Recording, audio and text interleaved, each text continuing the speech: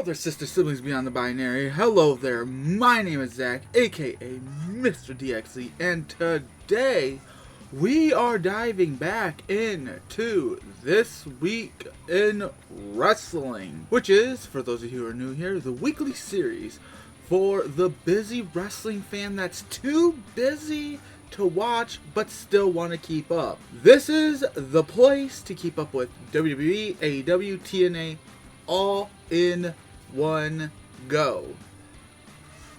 Every week. Every Sunday, 4 p.m. Eastern Standard Time. Now, full disclosure, every single show, I am going to be using the results articles from Fightful to make sure I do not miss a segment. However, while each segment is going to be in my own words, I am going to leave the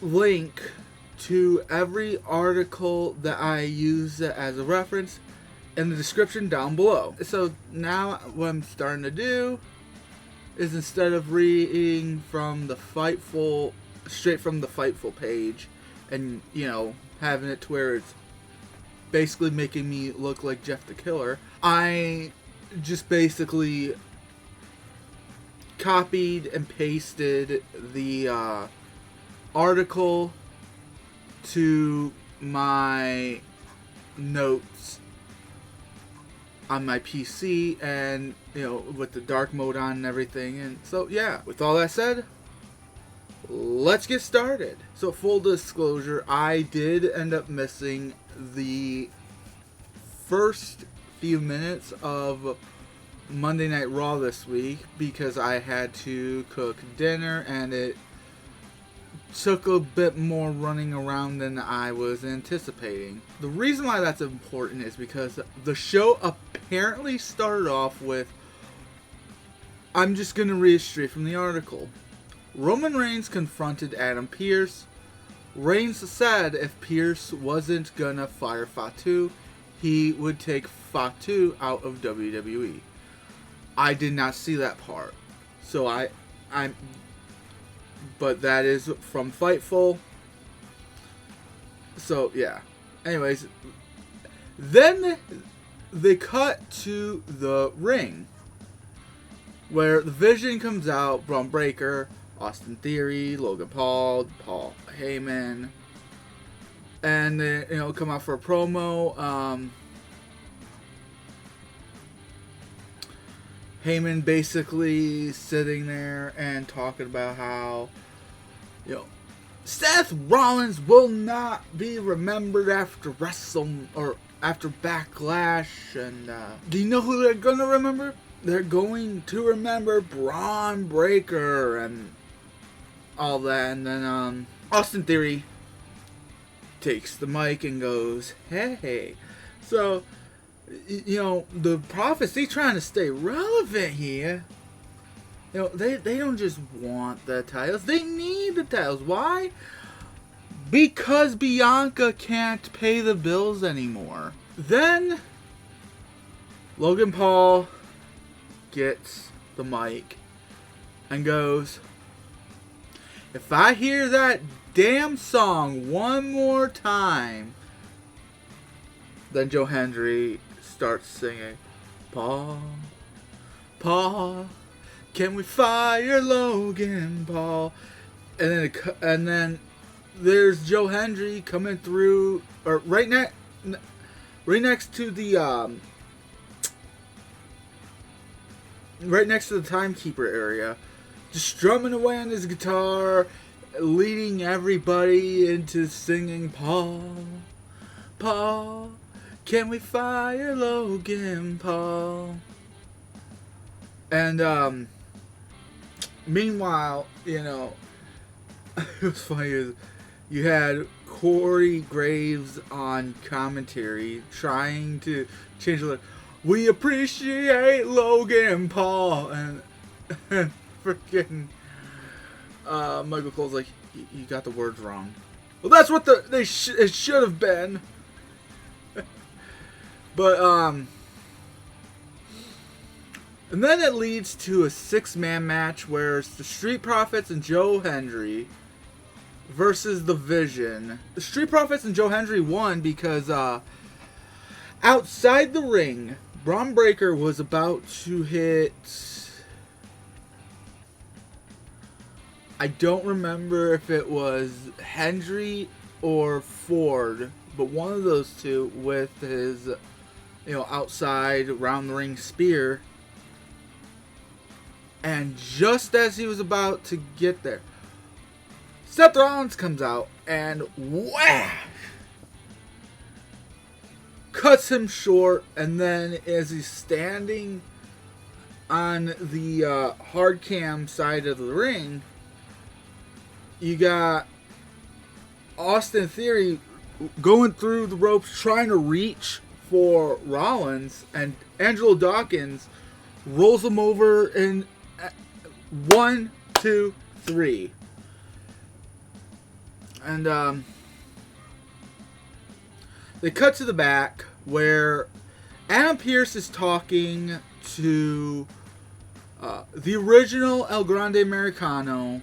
They were sitting there talking legal stuff about, hey, you just want to make sure that this is legally, okay, that one's Bruto, that one's Julio, okay, that. And then they're talking, and Dominic Mysterio and Liv Morgan come in, and he's and Liv starts talking to Adam Pearce as if the original Grande Americano and his crew weren't just standing right there. And, well, you see, Daddy Dom needs opportunities, and then and then original Grande Americano was like, hold up,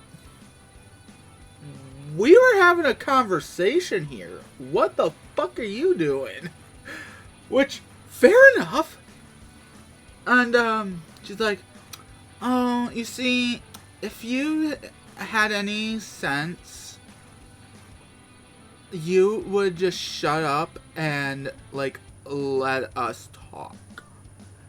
Oh, we're not talking about... He's like, dude, we're talking about real lucha business here. What you got... Not what you guys are... And then Dominic's like, you're not even a real luchador.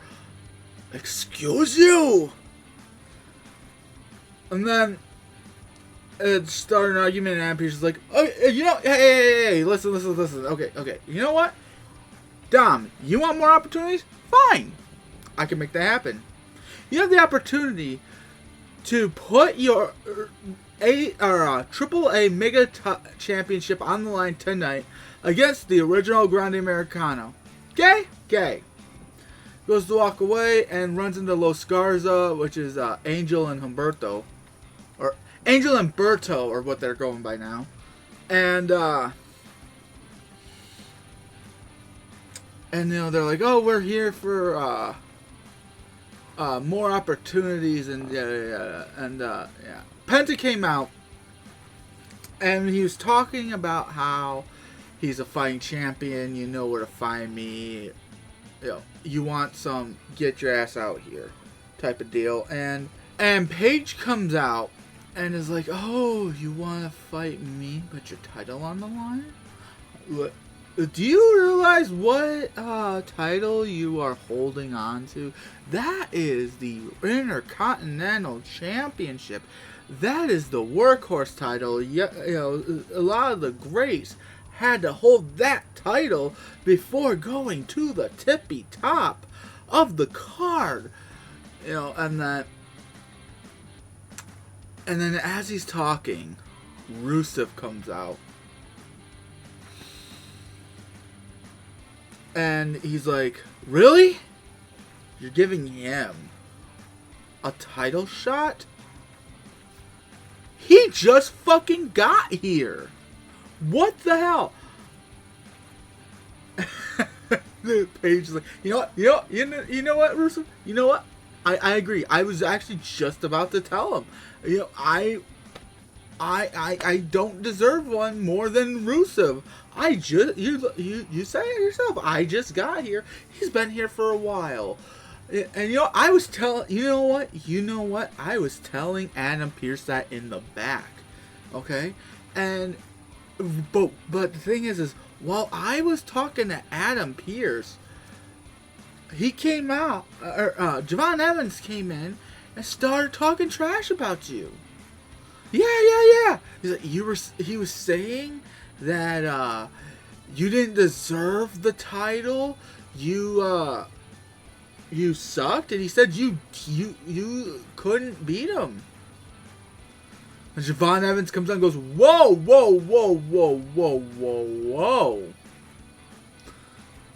Don't put this on. You know damn well that did not happen. Even though Rusev can't beat me.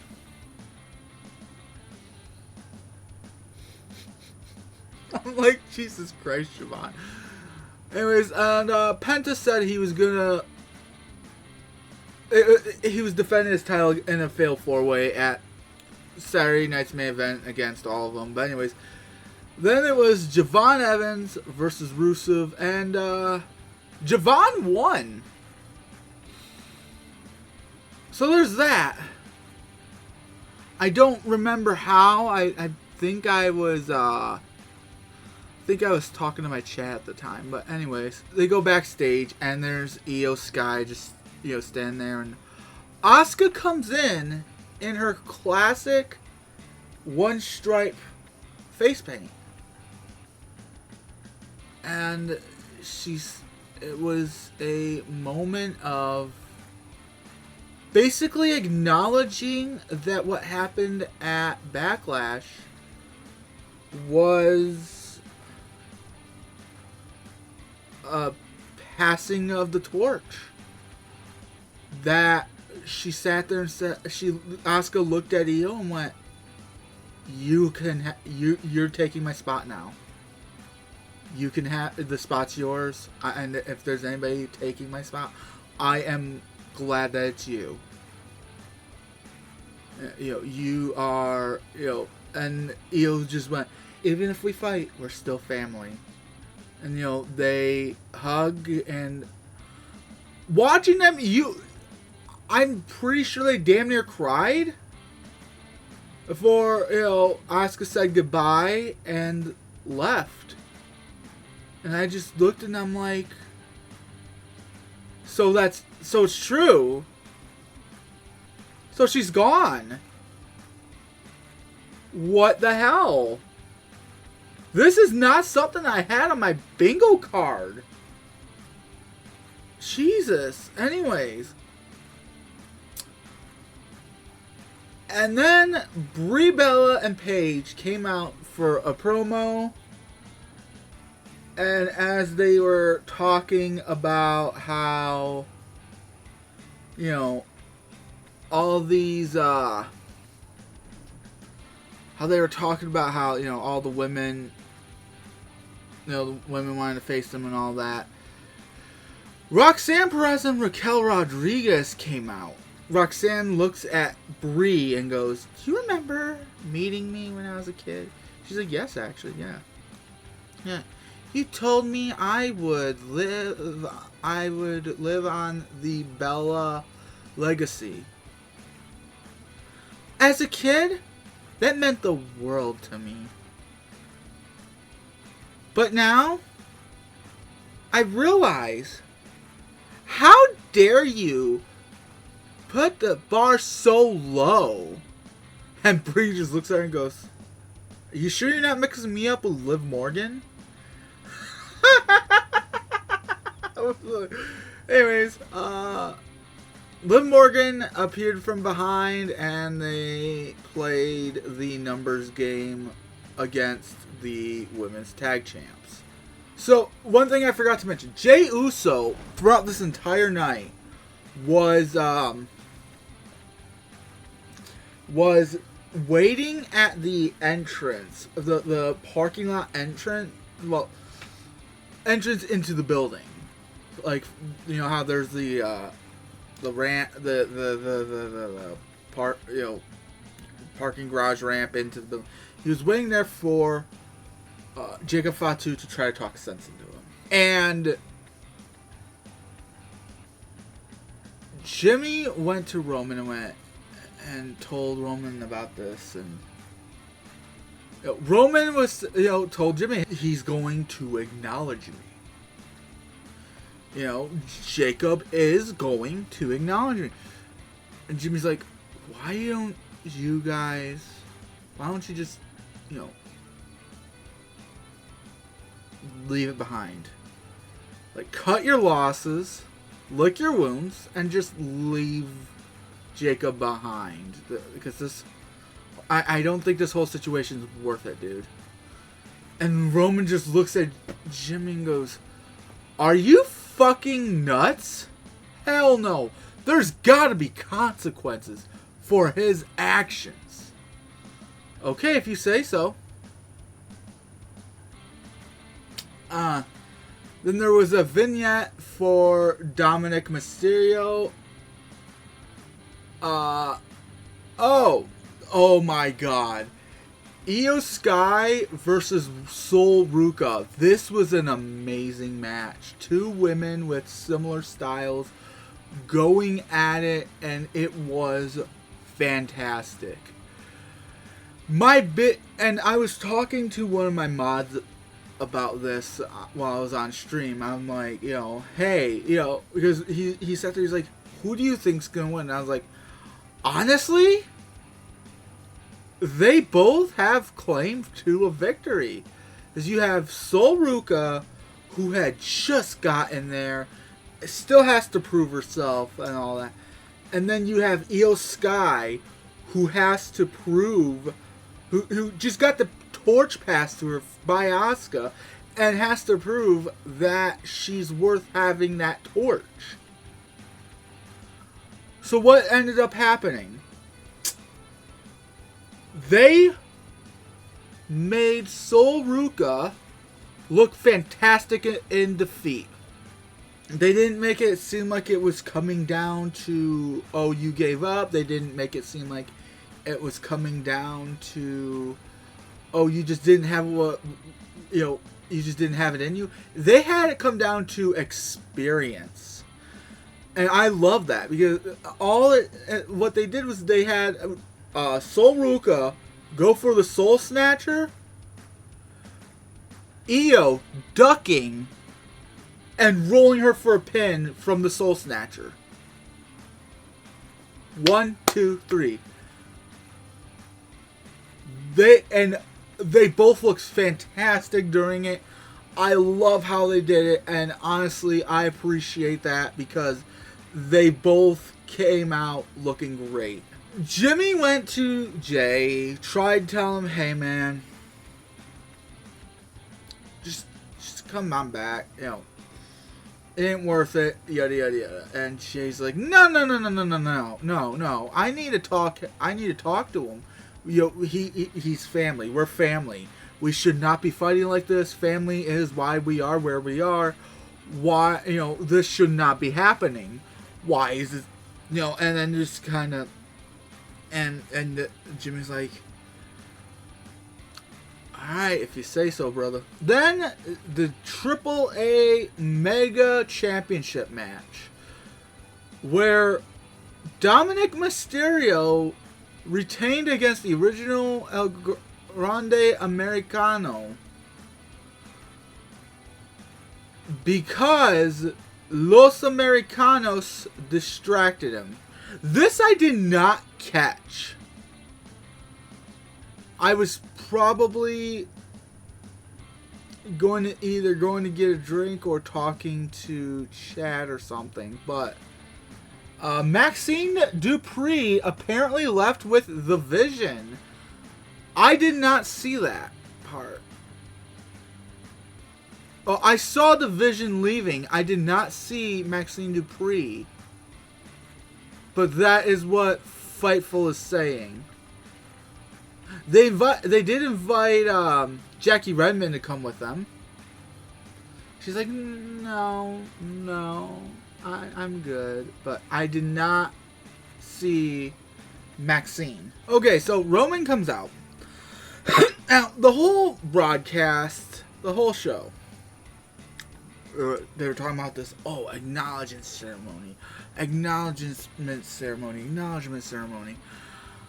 I said it from the very beginning, this is going to go bad, isn't it?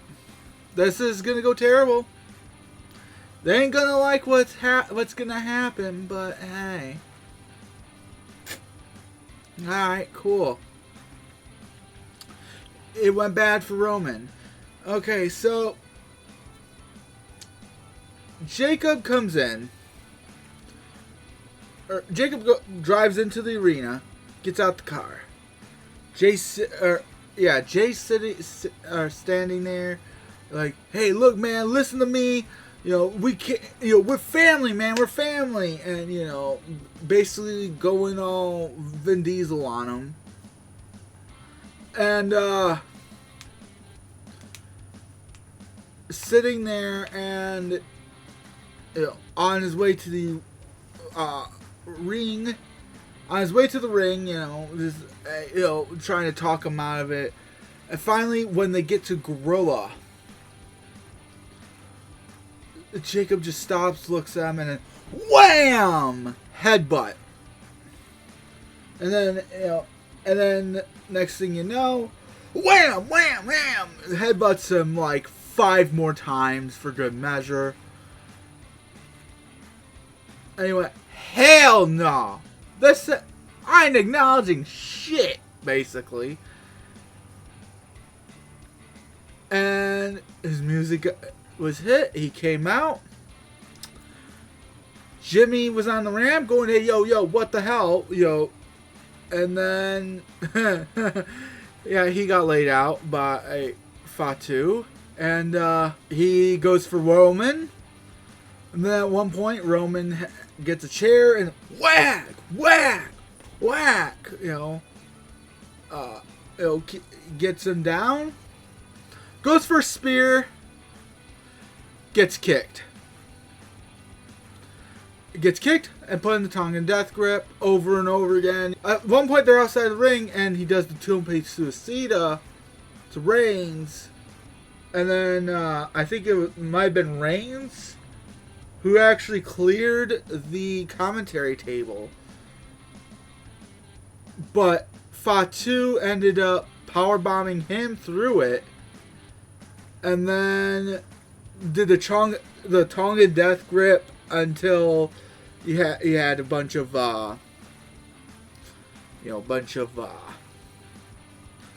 producers and refs and Am Pierce coming out and pulling him off, and they pulled him off. Stood tall, powerful, and as he's walking up the ramp going, I told y'all, I'm a different breed. I'm crazier than And then next thing you know, he stops, looks at Roman as he's starting to walk, and then he starts running. Does a hip attack to Roman, Jay, and Jimmy as they were trying to help each other through, or something. Anyway, put him through the barricade. And that's how it ends. So, full disclosure here.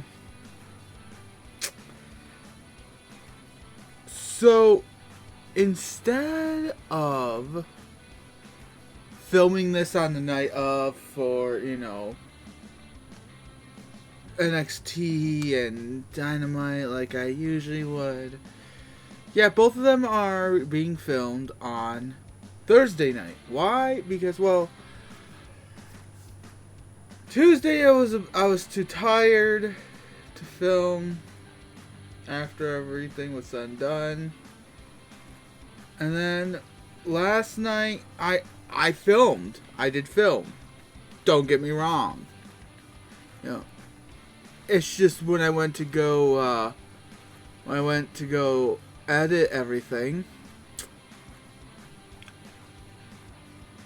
I found out that my mic was muted the whole time. Yeah, so,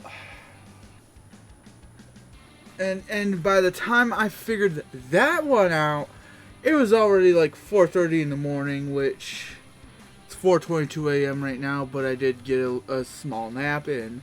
So, we're gonna knock these out real quick. Tuesday and Wednesday might be a bit blurry for me, but we're gonna try our best. Okay. So with that said, let's get to Tuesday. Alright, so NXT. The show started off with the women's tag team match of Tam Paxley and Lizzie Rain versus Zarya and Nikita Lyons. Tam Paxley and Lizzie Rain won after Zarya left Nikita high and dry. She went to go tag Zarya in, and Zarya just kind of hopped off the apron, turned around, and went up the ramp. So yeah, and Paxley and Rain took advantage of it and got the 1, 2, 3. Then they cut to the women's locker room where Lola Vice met up with the Ren QCC, but Kendall Gray had an issue with this. By the way, during this, Ren Sinclair was on crutches, so some sort of knee injury or something. Yeah, I don't remember the issue with everything, but Kendall Gray did have an issue and told Lolo that she would be in a match against her for the women's title, for the NXT women's title. Let's say Gerardo comes out, and it's always nice to see him, I know he's, in the back, as a coach and stuff, but it's nice to see him coming out and wrestling and stuff. But yeah, about that, he was Naraku's debut match. So Naraku wiped up the well. Actually, it was a pretty good match on both sides. But yeah, Naraku did end up winning. Oh, then they cut to Natty trying to do a sit-down interview segment for LFG.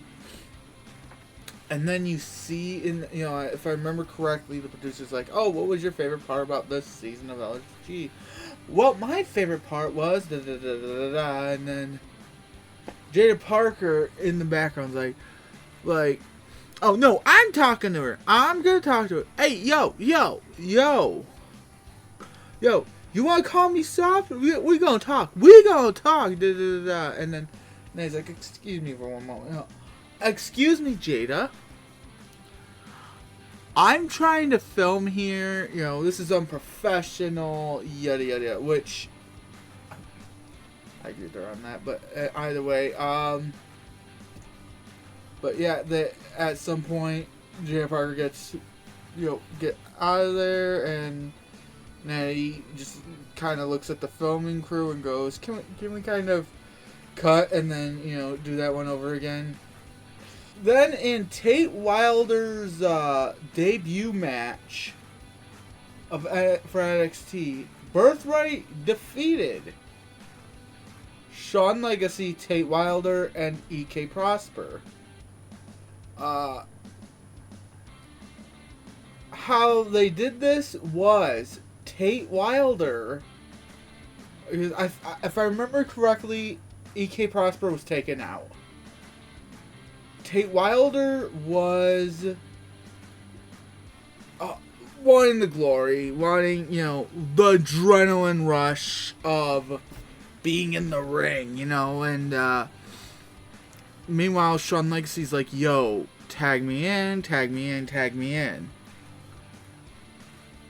but he wouldn't tag in Sean.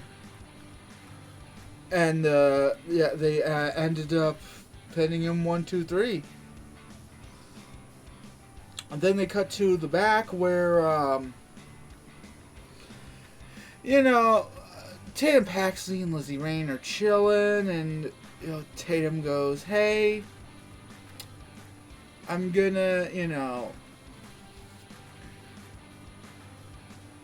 I want to be the champion that I was gonna be before the whole Izzy Dame situation. So, I wouldn't. I can't think of a better way to start than give you a title shot, basically." And Lizzie's like, "Oh my god, that's awesome," and all that. And then Charlotte Hill comes in and goes, "Hey, I did some research on this Tristan Angels guy. Hey, did you know him?" It looks at Lizzie Ray and goes, "Did you know him?" And back at home, "Only about as much as I needed to." Something about him having as much more sheep than acreage in the UK or something like that. And then started talking about the guy's beauty pageant portfolio, and at one point Tristan Angels, at one point Lizzie Rain starts saying, and he tries to call himself Mr. England, and like anybody in their right mind would call him that. Anyways, at one point, I don't remember what was said, but Tristan Angels and Charlotte Hill do get into an argument. So, yeah. Robert Stone was hosting a contract signing for Mason Rook. And he stood there and was talking about how, everybody's talking about him and how he's a standout. He's like, "Yeah, of course I'm a standout. How could you not notice a flying tank and shit like that?" And at one point, Tony D'Angelo comes out and interrupts the entire thing. But he's like, yo. He's like, "I come in peace. I'm here to talk, okay? I'm here to talk." He does, security's there and everything, but he doesn't even enter the ring. He just stands at the rampway and just goes, "Listen, Mason, I get it. You're new around here, okay? You're trying to make a name for yourself, okay? And you get the biggest dog in the yard. I get it, okay? I get it. Attacking me once? Sure, I could let that slide. But attacking me twice, now we got a problem." But as he's talking, Cam Hendricks attacks him. And then Mason Rook gives them both a giant-ass moonsault from inside the ring to outside, and then signs as a contract. So, yeah. And then there's a scene in the men's locker room where Romeo Marino is watching. Oh God, I believe it was Noam Dar versus Dragon Lee for the NXT Heritage Cup Battleground 2023. I think that the reason I remember that is because I remember hearing Battleground 2023 and looking it up when I was talking about it last night. But anyways, he sat there, he's talking to Noam, going, "Dude, you were so awesome. You did everything so fluently. Oh my God, this, da da da da da." Noam's like, Romeo, buddy, listen. I appreciate it. I really do. But I haven't done this in a year. I'm coming back from injury. I might not be that guy anymore. And Romeo's just like, do you realize you're Noam freaking Dar? What the hell are you talking about? And and gave him, pep talk basically. So the new NXT correspondent was on her second assignment to get to know OTM. Now, they were more welcoming than Keanu Carver, okay? Because, in fact, they, she's sitting there, she's like, oh, we're having a barbecue, we're about ready to eat, They sit down to eat some hot dogs and hamburgers and, whatnot. And, Bronco Nima, only reason I know that name is because of it being right in front of me, was saying that he, got into the business because, his mom passed away. He's taking care of his sibling, and and the other one was talking about this. His sibling was sitting there talking about how, what OTM means to him, and Bronco was talking about how the other one was a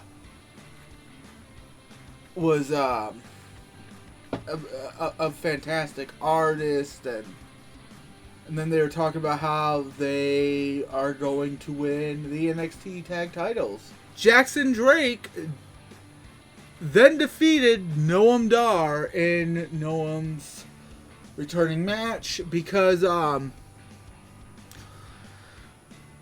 one point when they were on the outside, Brad Baylor and Ricky Smokes did try to pull some shit, and Noam,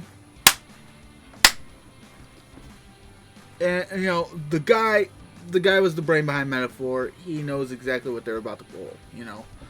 What he did not put into consideration was Micah Lockwood, and because as Noam was going back into the ring, she grabbed his tights and held him while Jackson Drake went to go do something, and she did the finisher, 1, 2, 3. Oh, and also when they were entering when they're making their entrance, Jackson Drake was riding on Michael Lockwood's shoulders. So I was like, what the? But oh, and then after Jackson won the match, lights went out, and Dark State was in the crowd, and they went to commercial break. Came back, and they were talking about how they were there for Vanity Project's tag titles. And then Cutler James and Azuris Griffin turned around, looked at Dion and Saquon, and were like, we're not going to be the ones fighting for the titles, though. You two are. They're like, because with everything going on,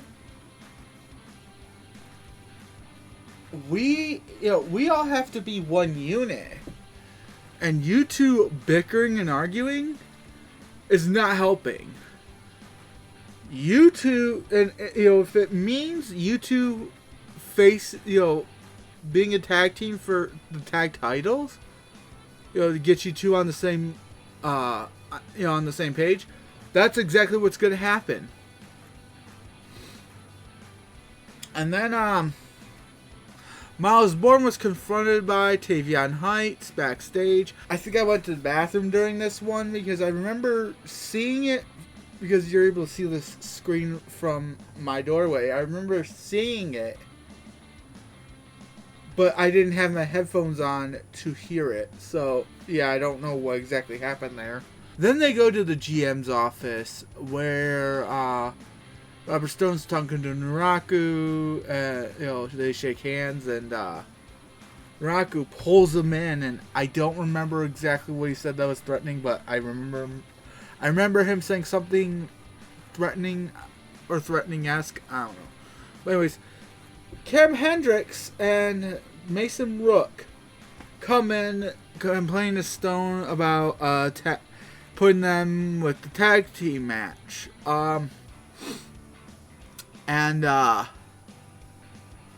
Stone's like, look, the shit that you guys are pulling, we don't do that around here. These you two want to fuck around, you're gonna find out that that's what your guys' your guys' debut is gonna be. Deal with it. And then after they leave, Tate Wilder comes in, all excited. He's like, man, Stone, thank you so much for giving me this debut match. Yeah! He's like, dude, just the adrenaline, man. Now, I didn't get the W, I had to take the L. But, it's a learning experience, And, but I can't wait to get another match next week. And Stone's like, whoa. Another match next week. You sure you don't want to, heal up a little bit first, bud? No, I'm ready. I want another match. I'm ready. And then Keanu Carver comes in, and he's to complain about something. I don't remember what, but it was, okay, cool. Your match next week's going to be against Keanu Carver. And then Tate Wilder just looks at Keanu and goes, sweet! And runs out. And Keanu just looks, as he's walking out, just looks at Stone and goes, does he have a death wish? And Stone just looks and goes, maybe. So Blake Howard has a sit-down interview with Kelly Armstrong. Blake asked her what her plans were for NXT. And she's like, well, I'm going to run through everybody in NXT. Just like I ran through everybody in Evolve. Kendall Gray comes through and goes, you didn't run through everybody. So then we get Kalani Jordan versus Kendall Gray. With Ren Sinclair on the outside, still on crutches. And at one point, it shows Lola Vice in the back a few times during the match. Just standing there and watching the match. And at one point, she gets attacked by Izzy Dane. The brawl gets taken to the arena, where they accidentally knock down an injured Ren Sinclair. This distracted Kendall Gray enough that Kalani Jordan gets her down, does a split-legged moonsault, 1, 2, 3, and then as Kendall is checking on Ren, she gets into an argument with Lola. And Lola's in there like, look, I'm sorry, it was an accident, I didn't mean to, da-da-da-da-da. And Lola Vice ends up with the big boot, and that's what ends the broadcast. Now we get to AEW Dynamite. So, it starts off with MJF, walking through the parking lot, the indoor parking lot or whatever, and they were trying to get an interview with him, and they're saying, hey, what are your thoughts about all this? Are you actually going to put your hair on the line for the title? And he just kind of ignored the question and continued walking, and as he was walking, bald man after bald man was passing by him, all of which were AEW employees. And at one point you see John Silver walking by going, yeah! You know, and I'm like, I miss that son of a bitch. I think I remember him being, isn't he on like ROH nowadays? I don't know, I can't afford that. I can't afford ROH, but anyways, you know, and then he runs into Tommaso Ciampa, who just kind of takes off his hat and just smiles, and you know, and as he's going by the Demand, you got Ricochet taking off his hat and then making fun of MJF because he wouldn't look good as him when bald, and it was a good time. Anyways, then we have the crazy ass 10-man tag match: Cope Cage, Orange Cassidy, and the Young Bucks against FTR, Tommaso Ciampa, and the Dogs, which is Clark Connors and David Finlay. Yeah, Cope Cage, Orange, and the Young Bucks won. Ricochet, then they go to the back, and Ricochet's standing there going, you know, hey, not only is Mark Davis going to be on our team, but because of my golfing buddy Don Callis, we now have Andrade, El Idolo, and hey Bucks, got some guys that have issues with you now. And then the Dogs come in and you know, talking about how they're, you know, wanting to whoop the Young Bucks' asses. So yeah, so they're going to be at the part of Stadium Stampede for Double or Nothing. Mike Bailey then defeated a guy named Westbrook. Then after that, it was the TNT Championship match where Kevin Knight retained against Brian freaking Cage. Yeah, Brian Cage made his return from injury and lost. It was your typical big man, low man match where, you know, where Kevin Knight was, you know, getting thrown around and shit, but he did end up winning against Brian Cage. And afterwards, Kevin Knight grabs the microphone and starts talking about how he's, you know, bummed out that he wasn't able to become Kevin Two Belts and this, that, and the other. And then Mike Bailey's like, hey man, look, you're one of the best to doing it right now. You are a future world champion. But with that said, I think I want my chance at it now. And he goes, and then he looks at it and goes, Darby Allin, I'm coming for your title. So yeah. Oh, so when I recorded it before and, you know, forgot that the mic was muted, I did not mention this, but I did put a note down here to mention it after. They did announce the Owen Hart Cup tournament brackets. Tournament actually starts at Double or Nothing. There was a scene where the Death Riders were training Will Ospreay on the roof of a building. You know, showing him different gripping techniques and stuff as he was doing bridging to strengthen up his neck. You know, and then Jon Moxley had a conversation with him about, you know, I remember that you were this great wrestler who flew for no other reason than, you know, that's what you do. Birds fly, and, you know, you can be that wrestler again or something like that. I don't remember exactly what he said. But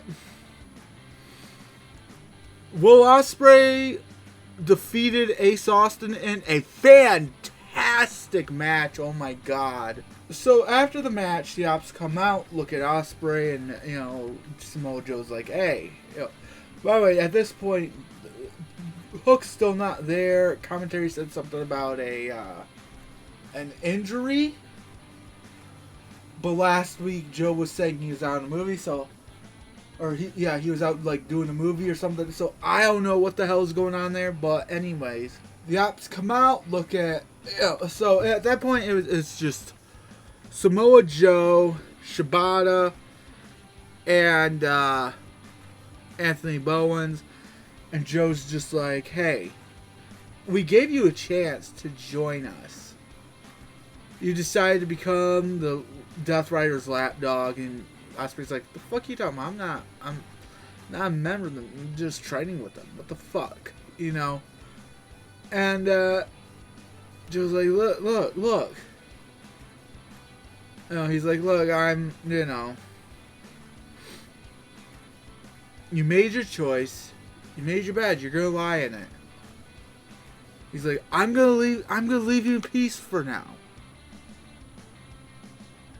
My friends, on the other hand, might have I think they feel a little bit more slighted than I do.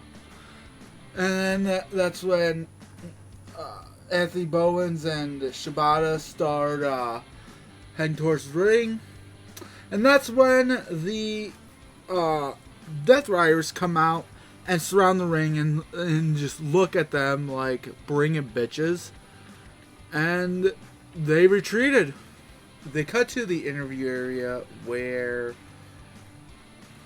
frickin' Renee Paquette was interviewing the conglomeration. And they were talk about who's gonna be facing FTR for the tag titles and stuff, and then Orange was like, you know what we haven't done in a while? I don't know why. I don't know why we haven't, but we haven't done word of the day lately. And they're like, wait, wasn't that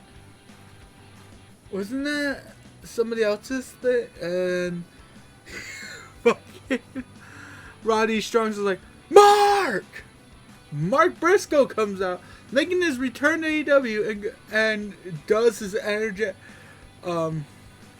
He's like, today's word of the day is reunification, and then he's sitting there and doing his usual major energy freaking promos, and it was great. Hikaru Shida and the Brawling Birds, with Alex Windsor and Jamie Hayter, defeated the Triangle Madness, Sky Blue, Julia Hart, and Tekla via disqualification. And that was because, if I remember correctly, I think it was Alex Windsor was inside, and Tekla, inside the ring. And Tekla just grabbed a steel chair, gave zero fucks, just went right in there and whacked. Just whacked it right there, and then, yeah. Proceeded to just keep on attacking the Brawling Birds.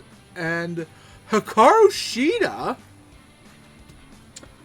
kind of hopped down from the apron, grabbed a kendo stick, and went to the back. Gave zero fucks. And then it was Willow Nightingale, Thunder Rosa, and somebody else. I can't remember who else it was, but coming out to make the save. There was another vignette for Roosh. So at some point, I don't remember when, because they did not put this interview within the article, so I don't know exactly when this happened, but at one point, Renee Paquette was interviewing Don Callis and Konosuke Takeshita. They were talking about the world title match.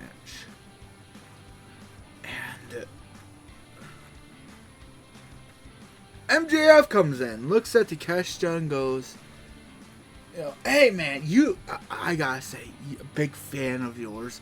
You are one of the best doing it right now. Oh my god, you are definitely going to win the world title. You're fantastic. You are $1 million wrestler. And how about this? When you become champion, MJF versus Takeshita for the world title. How does that sound? And Takeshi's just kind of like, okay, just shaking his hand and stuff, and walks away. And John looks at MJF and goes, "That was one hell of a pep talk you gave him." And MJF's like, "Yeah, I didn't mean a fucking word of it. I'm gonna level with you, Don. I'm scared shitless. I cannot have this match happen. I cannot risk losing my hair. So here's what we're gonna do. I am going to give you a little bit of an insurance policy here, okay? That way, so we know for a fact Konosuke Takeshita wins. So take the Dynamite Diamond Ring. You know what to do with it, okay? Use it, and during the match, because during this match and the next segment, my TV streaming app was skipping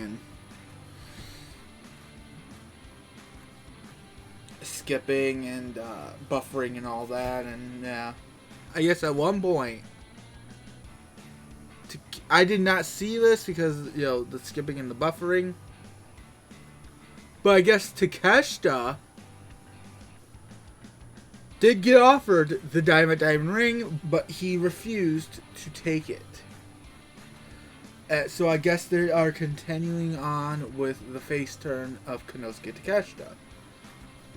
And it's because of this that Darby Allin actually retained against him. Immediately following that, MJF and Darby Allin had a contract signing for the hair versus title match. By the way, Darby still had blood in his mouth from his match. And MJF was stalling, talking about how he's, I am the greatest of my generation. I'm gonna have the long-lasting legacy, yada yada yada. That's the difference between you and I, Darby. And Darby just looks at him and goes, "Only vain fucks like you would give a shit about legacy."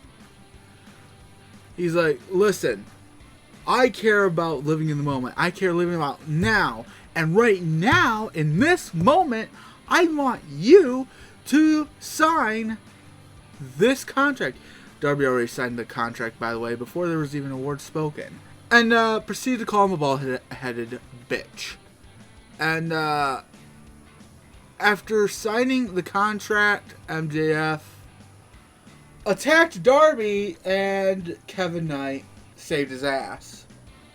And that's how that ended. Now we're going into TNA Impact. So full disclosure on this, during this entire freaking time of this event, my TV streaming app was buffering, skipping, and all that. Plus, I have not had my ADHD meds today, and I was also, having good conversation. So, I don't know much. I know the basics, but I can't. I'm not gonna go into very specific stuff, and because I don't have the specifics. All right, so they started off with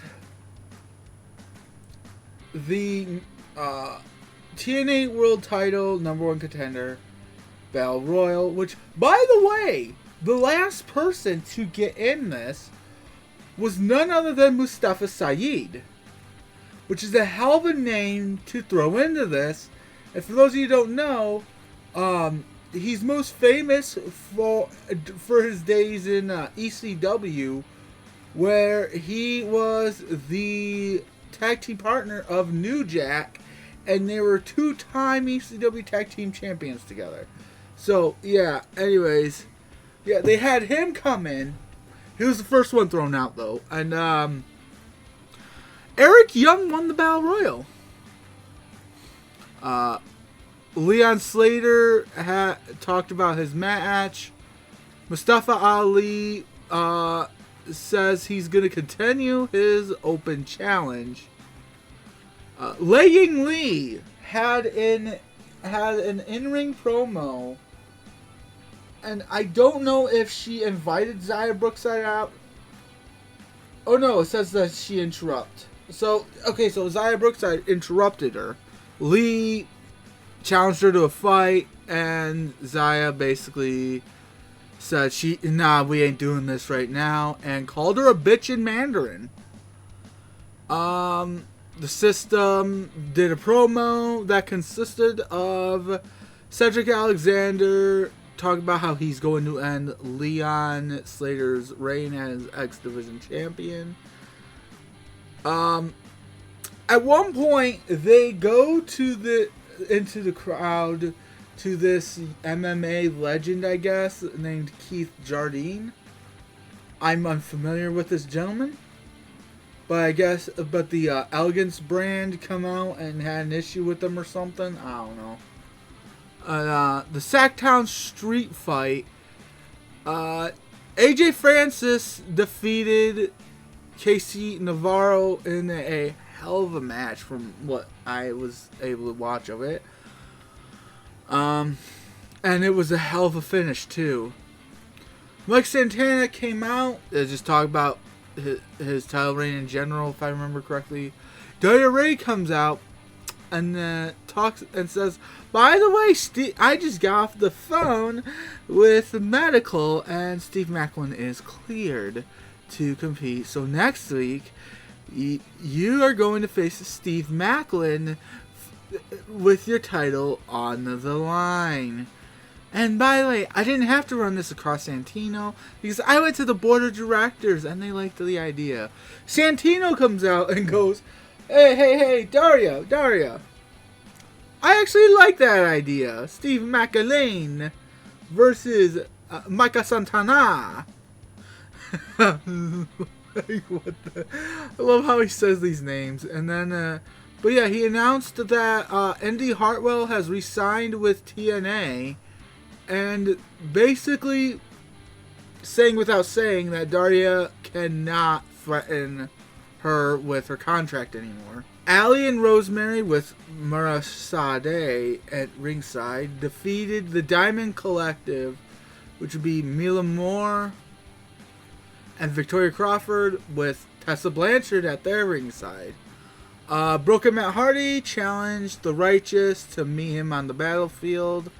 I remember Matt having a promo, but like I said, it was skipping all over the place. I just remember him talking like this, and then you had Jeff singing, and it was buffering and skipping too much. I couldn't understand a fucking word.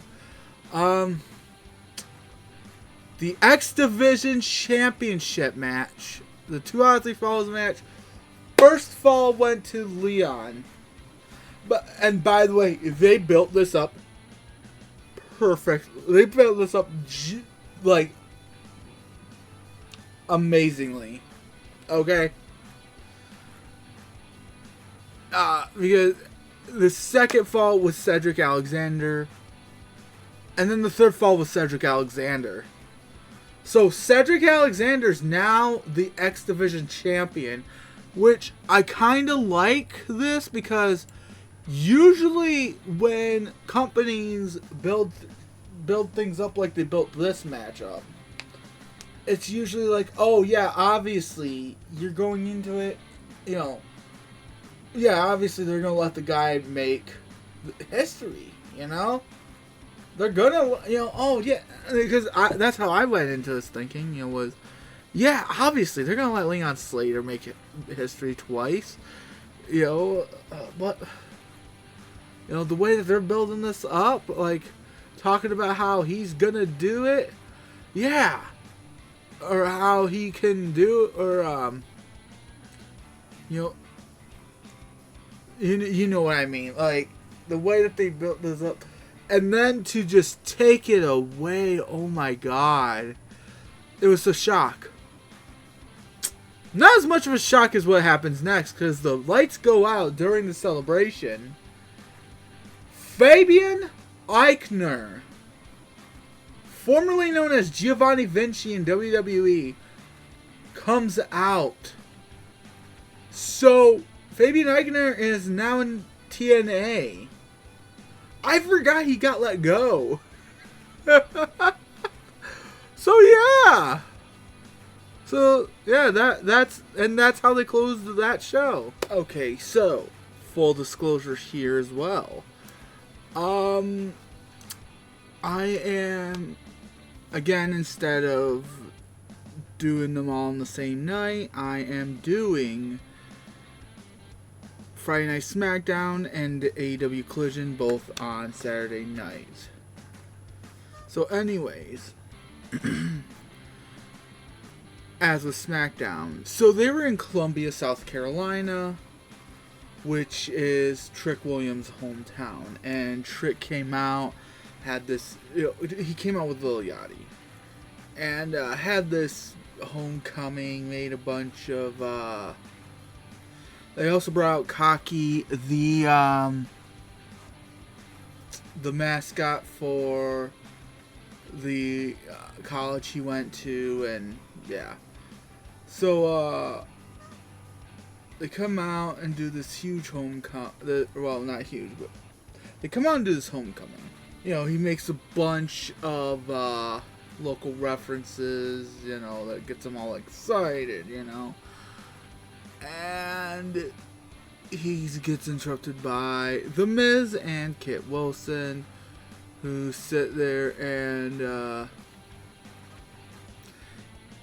say that, what the hell, and Kit tries to read slam poetry. Lil Yachty raps back a response and talks about Miz having tiny balls. And so, yeah, so that came back temporarily, and Miz is like, we're not bringing back tiny balls. And he's saying that he's gonna whoop this Trick, and then he says, I'm gonna whoop you in front of your mama. And yeah, we clear out the ring, and Trick, at one point during the match, they're literally right in front of Trick's parents, where Miz was at first, like, bounces, I think if I remember correctly, he was bouncing Trick's head off of the barricade right in front of his mom, or something, and Trick reversed it and started whooping his ass in front of his own mother, and yeah. But yeah, he ended up defeating The Miz. Then they go to backstage, and Carmelo Hayes is being interviewed about, his time off and all that, and he's like, look, he's like, the U.S. title used to mean something. And guys like Trick Williams, guys like Sami Zayn, they made a mockery of it. And he's like, I want to get it back to give it meaning again. And then Ricky Saints comes in and talks about how, oh, you're never going to be as good as me, yada, yada, yada. And he's like, I haven't been here long myself, but I'm going to tell you right now, this place has a way of humbling you. Humbling me. yeah, humbling you. He's like, and if I have to, I'll humble you myself. Ray Phoenix was talking to Nick Aldis, and then Sammy walks up and is like, listen. I get it, okay? I get it. I've been out of my mind, alright? He's like, look, Nick, I've been out of my mind. I get what you're saying. I get all of it.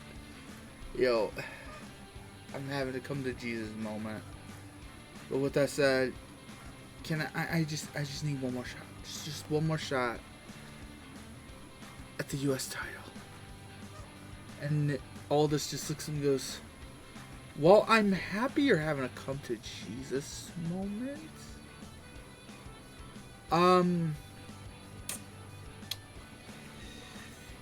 Yeah, not happening. You literally just got a title shot and you just lost it. And you have to earn it just like everyone else. And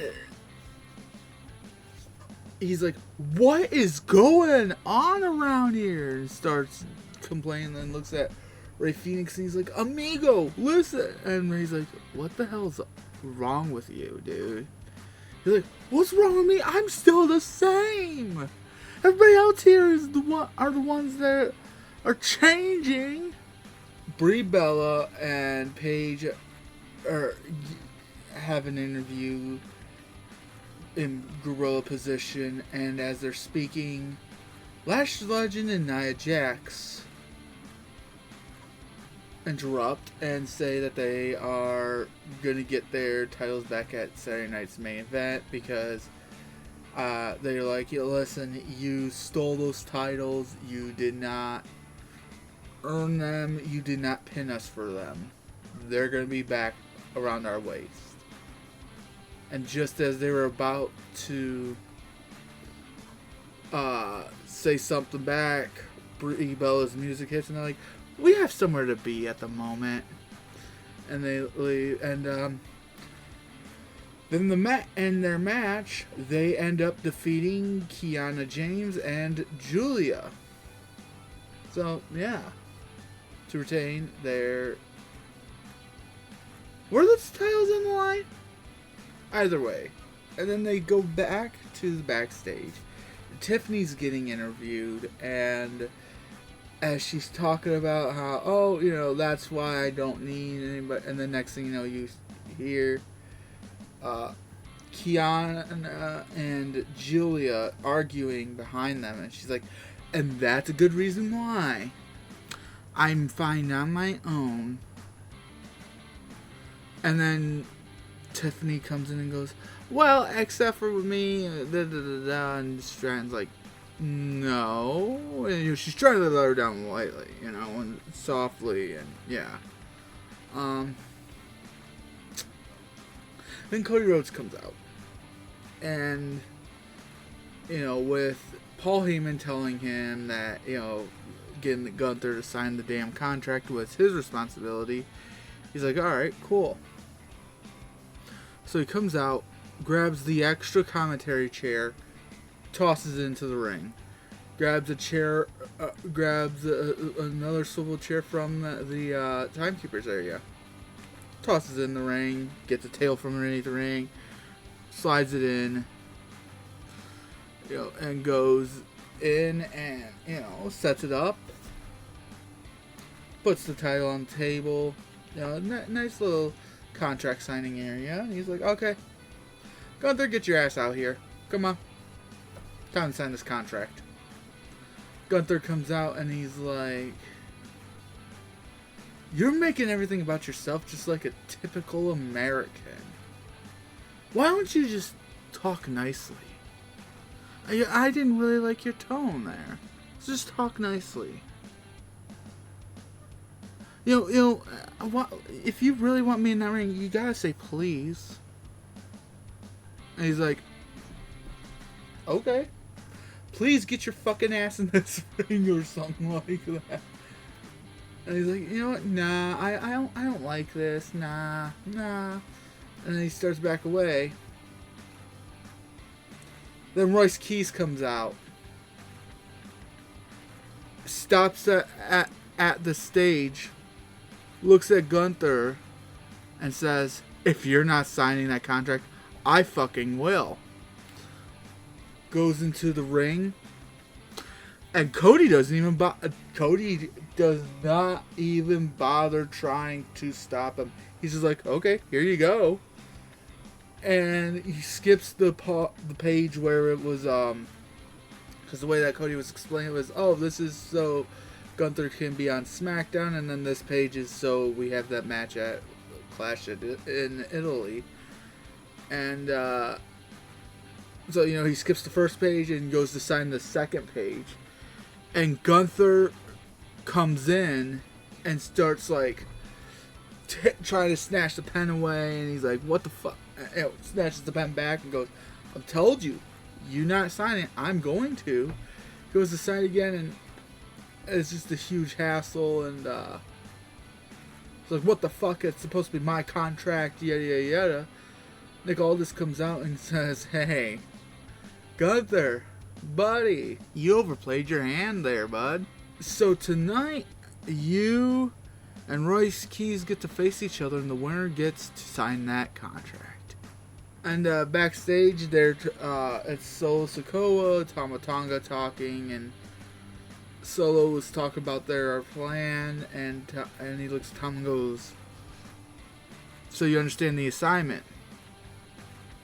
Tama, do you understand anything? Mm-hmm. Okay, cool.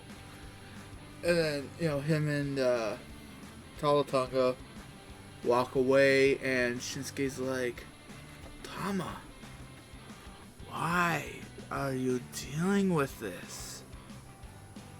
Me and you both know that you want. And then Tonga comes in and attacks him, and looks at Shinsuke and goes, I warned you already. Then they cut to Gunther yelling at Nick Aldis and going, saying that it was supposed to be simple. Yeah. And Nick Aldis looks and goes, you're right. It was supposed to be simple. It was supposed to be as simple as you come to SmackDown, you sign the contract, and you get your match at Clash in Italy. It was supposed to be as simple as that. But you overplayed your hand. Your bluff got called. And now you have to face the consequences. And now you are going to... the title shot that was supposed to be yours until you didn't sign the contract right away is now on the line. And he starts going, well, you should be glad I'm here, and da-da-da-da. And,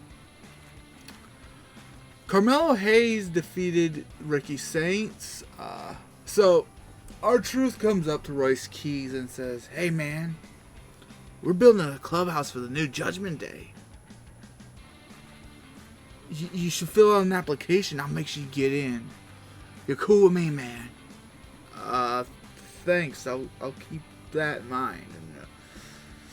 And, after Royce walks away, Damien's like, hey, what was that about? Oh, I was telling him he should join the new Judgment Day. He's like, like the Judgment Day 2000. And Damien Priest is like, I'm not even going to touch what you just said, but listen, I don't know, something weird's going on here. Just think about it. Everybody is getting jumped by the MFT, but Royce isn't. I've gotten jumped, you've gotten jumped, Shinsuke's gotten jumped, but yet when Royce is in the picture, they run away. Just seems weird to me. And he might have gained your trust, but he hasn't gained mine. I guess within storyline, R-Truth is completely not medically cleared, and and he apologized for getting involved last week, and he's like, look, you have no choice but to stay behind now. Whatever happens, happens. But I'm just glad that I'm able to go out there and know that you're safe. Then they get Danhausen in his lab again. As he's sitting there, tinkering around, he's talking to himself about how he needs to make a bigger mini Hausen, or a bigger clone, actually, bigger, stronger clone, and he's just kind of, the look he's giving, like, while clicking the key, while the keyboard's clacking away, and it's just, Damian Priest defeated Tamatonga. Talatonga attacked Damian after the match, and Solo hit him with the spike. Well, hit Priest with the spike. The Samoan spike. They go to the back, and they get a shot of Sammy just complaining to somebody about, man, remember when wrestling was actually, where it was built on respect, and what, people had, when people who were loyal actually got what they deserved. Remember? It's not like it used to be, and yada yada yada, and then it pans out, and he's talking to Johnny Gargano again. And he's like, hey, buddy, remember wrestling? Yeah, and he was sitting there complaining about how Nick Aldis called him entitled, and Candice LeRae comes by and goes, you want to talk about entitled? You're saying you're entitled to a match? Well, guess what? I'm entitled to a husband that doesn't just lay around all day, and she's just over this whole situation, and yeah. And then, like, after Sammy walks away, you can see Johnny kind of look up. Jade Cargill talks about how she's going to be facing Rhea Ripley at Clash in Italy. Charlotte Flair and Alexa Bliss interrupt. I don't remember much about that. I don't really remember the I remember her being out there for a promo. I just don't remember the promo itself. But Alexa Bliss and Charlotte Flair won because of DQ when Cargill hit Alexa. And Charlotte confronted her after the match. Fatal Influence had a promo where I guess they said they're the true group and everyone will fall at their feet. I am pretty sure I was in the bathroom for this. Charlotte and Alexa are talking backstage about how they are outnumbered and stuff, and Lexi's got an idea. I somewhat remember that. Solo Sikoa, still trying to kiss his ass, is telling Royce Keys, hey, we can run the SmackDown together, and yada yada yada. And then we get the Undisputed WWE Championship #1 Contenders match, where Gunther beats Royce Keys, but this is after Royce Keys actually, basically told Solo Sikoa to fuck off in the way of, hitting him, if I remember correctly, after he tried helping him. Oh no!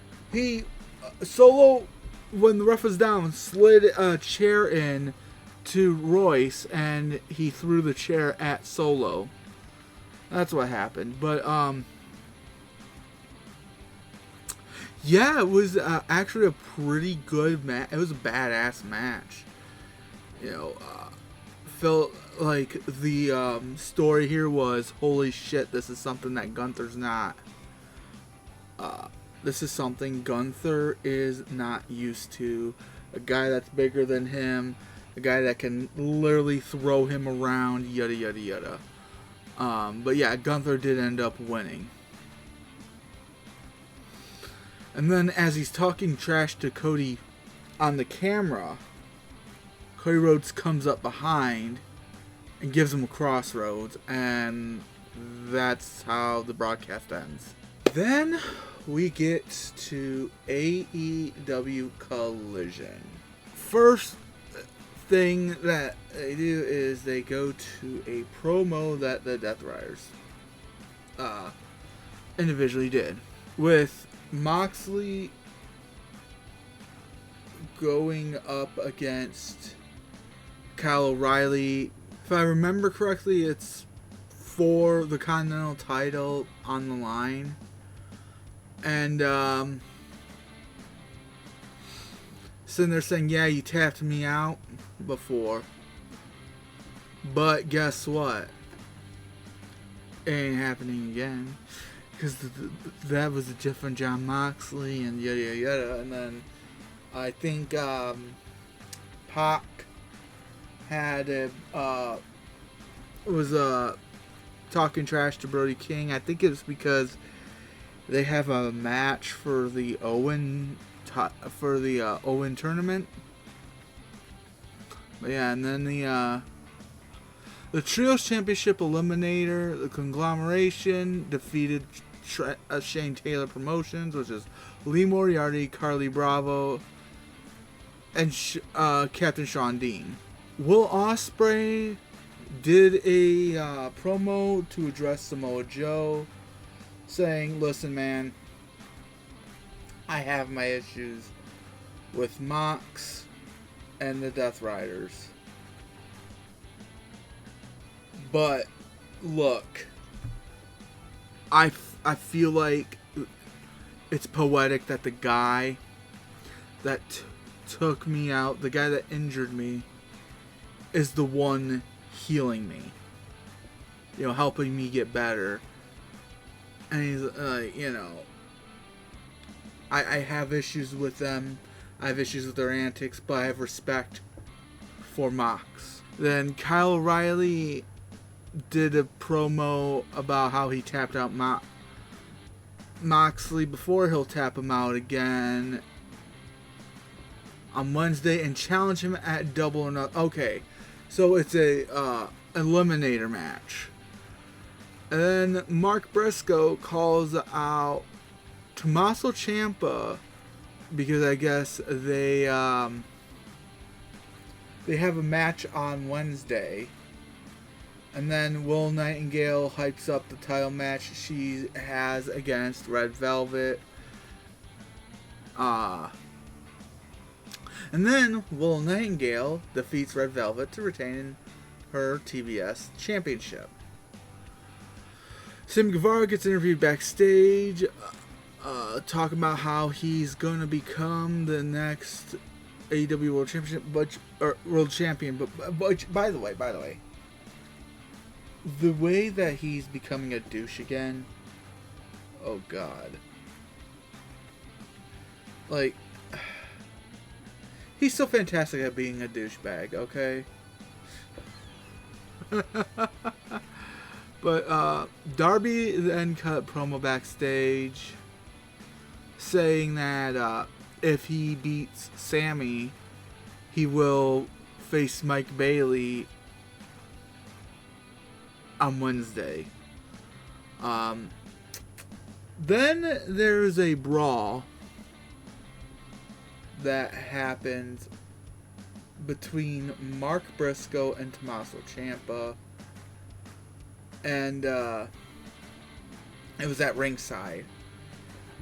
And Briscoe grabs a mic, gets in the ring, goes, "Listen here, Ciampa, you use a punk for doing that. You know, if you're gonna be pulling chairs and shit, then you give me no choice. I feel like it's fitting for us to do no disqualification match at on Wednesday." And so that's exactly what's happening. The Ops, Samoa Joe and Anthony Bowens, defeated Lethal Twist, which is Jay Lethal and Lee Johnson. This whole match had a story of it being Master and Protege versus Master and Protege, but also the story of Master against Protege, because back in the day when Jay Lethal was still coming into the business in ROH, Samoa Joe was his mentor. So yeah. And then Anthony Bowens cut a promo saying, "Listen, the Ops are the only ones that understand what I've done for this company, this industry, and for you guys. And that's why I chose to be with the Ops." And then Samoa Joe talked to Will Ospreay, saying, "Listen," he basically ended it with, he was honored that Ospreay would call him a dream match, which he did. I forgot to mention, he did say that in his promo to Joe. He goes, but the thing is, the dream match is going to be nothing but a nightmare for you. So I guess at Supercard of Honor, Swerve Strickland attacked Bandito after Bandito had gotten done defending the ROH World Title. So now he's like, "Listen, I'm coming for you." And then there was the women's tag titles 5-minute eliminator, where it was a squash. Okay, Divine Dominion beat Allie Ketch and Kaya McKenna. Alright, so, yeah. There's a vignette promoting the women's world title match at Double or Nothing. Oh god. So, I guess at Supercard of Honor, Action Andretti also betrayed Leo Rush, who, for those of you who don't know, it basically has like a gremlin, like a golem from Lord of the Rings style character now, and they had Nigel McGuinness catching up with Leo Rush, and want to ask him about that. He's like, "Man, it is," and he had sunglasses on, by the way. He's like, "Man, it's fine. It's all fine. You know, the shit happens. Friends betray you. You lose a match. It's fine." And he's like, "Oh, okay." And as he's walking away, takes off his sunglasses to reveal that his pupils and irises were both red. He's like, take a drink from a cup, and the next thing you know, there's freaking black goop just pouring out of his mouth, and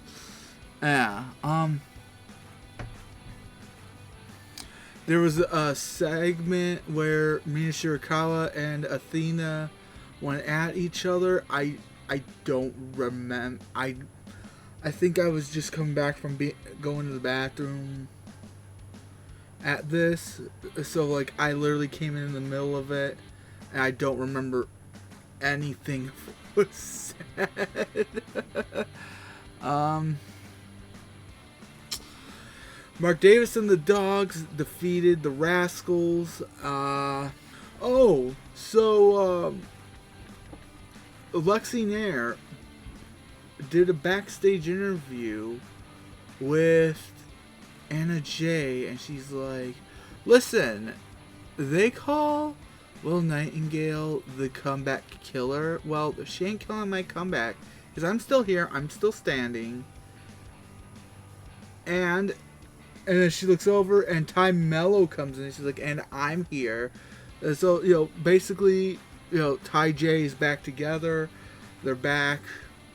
And yeah, I can't wait to see what happens. And in a crazy ass match, it was a no count out match, which apparently also means no disqualification. But Darby Allin beat Sammy Guevara to retain the AEW World Title. And that was this week in wrestling.